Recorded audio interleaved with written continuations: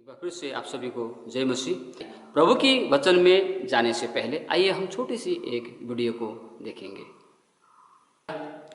प्रभु का धन्यवाद हो, आपने अभी एक बहुत सा सुंदर सा वीडियो आपने देखा है ना, और शायद कितने लोगों ने इस वीडियो को YouTube में भी देखा होगा। और ये वीडियो जब मैंने पहली बार देखा तो मुझे बहुत अच्छा लगा, और इसके द्वारा एक सोच मेरे विचार में एक भावना मेरे मन में आया, मेरे विचार में आया है ना। ये कितना सुंदर एक वीडियो है। एक व्यक्ति दूसरे को सहायता करता है एक मददगार के रूप में, है ना। चाहे वो वृद्ध माँ हो, चाहे वो एक वहाँ पर कुत्ता का भी एक बात वहाँ पर आया है, और एक बच्ची जो पढ़ना चाहती है उसके लिए उन्होंने सहायता की, और वो पढ़ने के लिए आराम की, स्कूल जाने के लिए आराम की। कितनी सुंदर बातें हैं ना वहाँ पर बताई गई है। और ये हमारे लिए, मैं जब इस वीडियो को देख रहा था तो मुझे एक अच्छा लगा ये वीडियो, इसलिए मैं आपके साथ में शेयर किया। और ये वीडियो के द्वारा, इसी वीडियो को आपके आगे रखते हुए आइए हम प्रभु की वचन की ओर जाएंगे।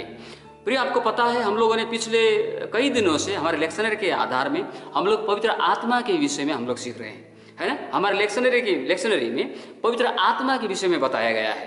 पवित्र आत्मा के विषय में कई सारे पाठ हम निरंतर पाठ कर रहे हैं, और आज भी हमने 4 खंड हमने बाइबल पाठ को पढ़ा, और इसमें पवित्र आत्मा के कई सारे बातें यहाँ पर बताया गया है। और उनमें से एक है प्रेरितों की पुस्तक 2 अध्याय 1 से लेकर 21 पद तक हमने आज पाठ किया, प्रेरितों के काम।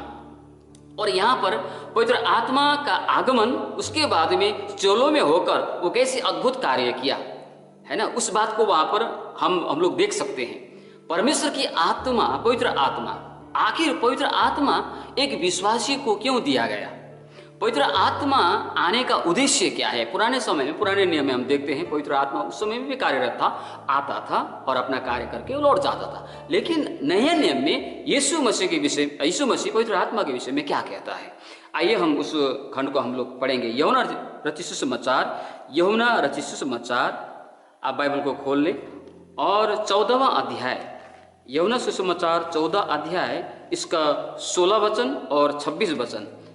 पहले 16 वचन मैं पढ़ना चाहता हूं। 14 का 16, यूहन्ना सुसमाचार 14 का 16।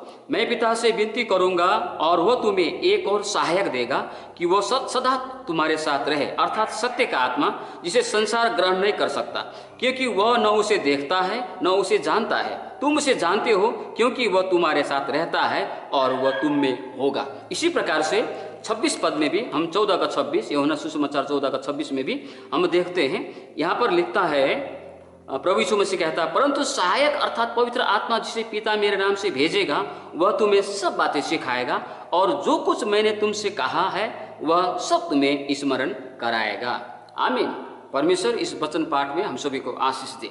तो पवित्र आत्मा का प्रतिज्ञा यहाँ पर प्रभु यीशु मसीह ने किया, और वह प्रतिज्ञा प्रेरितों की पुस्तक 2 अध्याय में आके पूरी हुई। और ये पवित्र आत्मा क्यों, आखिर पवित्र आत्मा का आगमन क्यों हुआ? पहली बात जो है, यहाँ पर बहुत सारे काम, कम से कम हम नए नियम में पवित्र आत्मा का काम, पवित्र आत्मा क्यों आया, क्यों एक विश्वासी के जीवन में पवित्र आत्मा को भेजा गया, इस बात को अगर हम अध्ययन करेंगे तो नए नियम में कम से कम 40 कारण, पवित्र आत्मा के 40 काम बताया गया है। उन कामों में एक काम है, पवित्र आत्मा का एक काम है हमारी हिम्मत को बढ़ाना, हमें मजबूत करना, हमारे हौसला को बढ़ाना, और साथ ही साथ हमें मदद करना। जब हम समस्याओं में होते हैं, जब हम निराशा में होते हैं, जब हमारे पास कोई आशा नहीं होती है, जब हमारे रास्ते बंद होते हुए हमको महसूस होता है, तो उस समय में पवित्र आत्मा जो है हमें अपने विश्वास में बने रहने में, परमेश्वर के ऊपर में विश्वास बनाए रखने में वो हमें मदद करता है।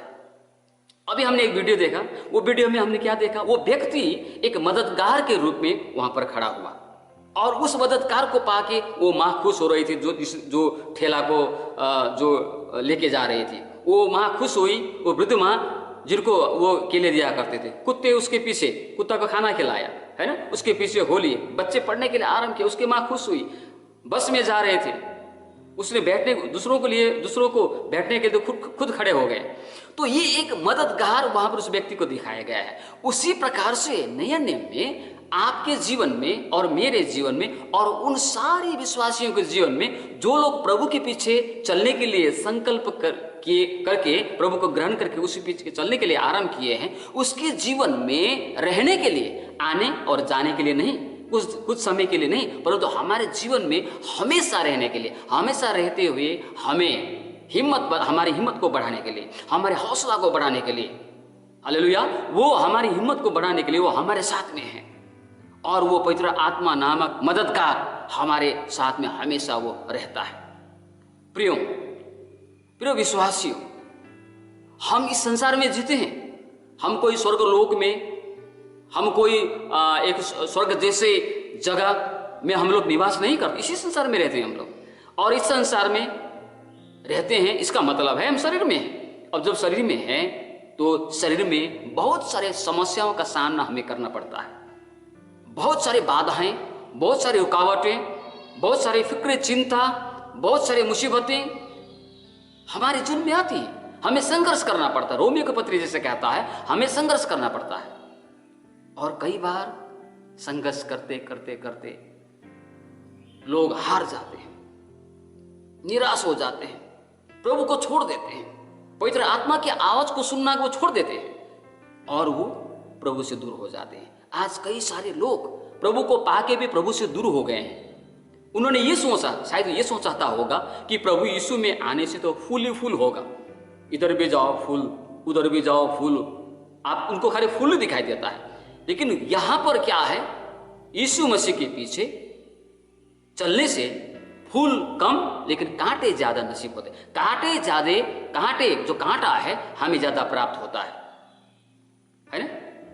एक गीत हम लोग गाते हैं, बढ़ते जाएंगे आगे आगे, वहां पर पीछे क्या कहता है, कांटे भरे पथ से हम चलेंगे, कोई चुभन न होगी हमको, लेके सहारा यीशु की मंजिल तक पहुंचेंगे।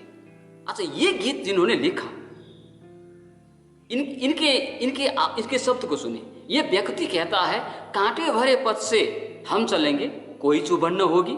ये संभव है क्या? नीति वचन कहता है कि क्या ऐसा हो सकता है कि कोई अपनी छाती पर आग को रखे और उसका छाती ना जले, उसका शरीर ना जले? ऐसा हो सकता है क्या? कभी नहीं होगा ये। अगर कोई व्यक्ति कांटों पर चलता है तो उसे चुभन न होगी, ये हो नहीं सकता है। कांटा का काम है चुभन देना। लेकिन उस लेखक का, उस जिन्होंने गीत लिखा, उसका कहने का तात्पर्य हो सकता है कि भले ही मुझे कांटे के राह पर चलना पड़े, लेकिन मुझे चुभन भले ही मुझे महसूस हो, लेकिन मैं इस तरह चलूंगा, पवित्र आत्मा की सहायता के साथ, पवित्र आत्मा की मदद के साथ मैं इस तरह अपने विश्वास की यात्रा में, विश्वास की राह पर चलूंगा जैसे मुझे चुभन ही न हुआ। प्रियो विश्वासियों, आज रविवार आराधना में इस दूसरे वीडियो के द्वारा मैं आपसे परमेश्वर का वचन मैं बांट रहा हूं। परमेश्वर का वचन, पवित्र आत्मा जो सहायक के रूप में हमें दिया है, हमें सहायता करता है। वो व्यक्ति है, कोई शक्ति सिर्फ नहीं, वो व्यक्ति है। त्रिएक परमेश्वर का एक व्यक्तित्व है पवित्र आत्मा। वो हमारे साथ में रहता है, हमें अगुवाई करता है, हमारी सहायता करता है, हमारे हौसला को बढ़ाता है, हमारे विश्वास को बढ़ाता है, विश्वास से बने रहने में हमें सहायता करता है। प्रियो, क्या आपने कभी अपनी जिंदगी में, अपने विश्वास के जीवन में, क्या आपने कभी ऐसा अनुभव किया है कि आप कांटे के राह पर, कांटे भरे राह से आप चल रहे हो? आपके जीवन में कभी आपने महसूस किया है कि ये वस्तुएं, ये परिस्थितियां, ये चीजें, ये व्यक्ति, ये समस्याएं कांटे के समान मुझे चुभन दे रही है, कांटे के समान मुझे चुप रहा हो, और उसके लिए आप लोग प्रार्थना कर रहे हैं? प्रियो, पौलुस के जीवन में ऐसा एक अनुभव आया था। पौलुस के जीवन में उसने इसी प्रकार का एक कांटे का अनुभव करते हुए प्रभु से प्रार्थना की। आइए हम उस बाइबल खंड को हम लोग खोलेंगे। दूसरी कुरिन्थियों की पत्री 12वां अध्याय, इसका 1 से लेकर 10 पद तक। विशेष करके मैं पूरा नहीं पढ़ूंगा, सिर्फ मैं 7 पद को मैं पढ़ूंगा। 7 पद में यहाँ पर लिखता है पौल कहता है, इसलिए कि मैं प्रकाशनों की बहुतायत से फूल न जाऊं, मेरे शरीर में एक कांटा चुभाया गया, अर्थात शैतान का एक दूत, कि मुझे घूंसे मारे, ताकि मैं दिन चुभता है। कुछ उपाय बता, क्या करें, क्या करूं मैं? आप प्रार्थना कर रहे होंगे जितना जल्दी हो सके ये कांटा रूपी ये समस्या, ये कांटा रूपी रोग, ये कांटा रूपी जो लोग आपके पीछे पड़े हैं, दुख है, कष्ट है, समस्याएं हैं, ये हट जाए। ना जाने आप कितने दिनों से प्रार्थना करें, प्रार्थना को उत्तर मिल रहा है? नहीं मिला होगा, परंतु परमेश्वर की आत्मा आपसे आवाज कर रहा है, ये हमारे भलाई के लिए। वो हमें वो चीज जब देता है तो हमारे भलाई के लिए। मान लीजिए अगर हम जो सोचते हैं वो सब कुछ हो जाए तो हम ऐसा सोचते हैं कि मेरे पास में किसी चीज की घटी कमी न हो, मेरे घर में कभी दुख बीमार न हो, कोई समस्या न हो, सब लोग मुझे पसंद करे, मेरे साथ में अच्छा संबंध बनाए रखे, कोई भी मुझे अपमान ना करे, सबके साथ में मेरा अच्छा बनता हो। कई सारे अच्छा ही बातें जो हम चाहते हैं, लेकिन वो होता नहीं। पौलुस ने भी चाहा, लेकिन होता नहीं। जो मैंने चाहा वो होता नहीं। वो रोमी की पत्री में कहता है। प्रियो, इस वचन के खंड से मैं आप इस बात को बताता हूँ, आप भी शायद किसी कांटे के लिए, कांटे हटने के लिए आपने प्रार्थना की। प्रभु यीशु ने गेत्सेमने के बगीचे में प्रार्थना किया, बाग में प्रार्थना की, हे प्रभु हो सके तो ये जो दुख का जो कटोरा है ये हट जाए, लेकिन मेरी इच्छा नहीं परंतु तेरी इच्छा पूरी हो। ऐसे ही प्रार्थना, अगर आप कोई कांटे का आप महसूस कर रहे हो, कोई कांटा आपको बार बार चुभन दे रहा हो, है ना, चुभ रहा हो, कोई ऐसा है तो प्रियो, पिछले बार में मैंने बताया कई सारे परिवार के खुद सदस्य कांटे बने हुए, कई परिवारों में अपने पड़ोसी कांटे बने हुए हैं। अभाव, घटी कमी, बीमार, दुख, समस्याएं, आपद विपद, कई सारी बातें हैं। मैं नहीं जानता आपके जीवन में कौन से कांटा इस वक्त है जो आप चाहते हैं वो कांटा निकल जाए। वो कांटा दुख दे रहा है, आप प्रार्थना कर रहे हो, और जब ये कांटा नहीं हटता है तो कई लोग प्रभु को छोड़ के चला जाता है। लेकिन उस वक्त भी परमेश्वर का आत्मा हमें मदद कर रहा होता है, हमें सहायता कर, हमारे मनोबल को बढ़ा रहा होता है, लेकिन हम आवाज को नहीं सुनते।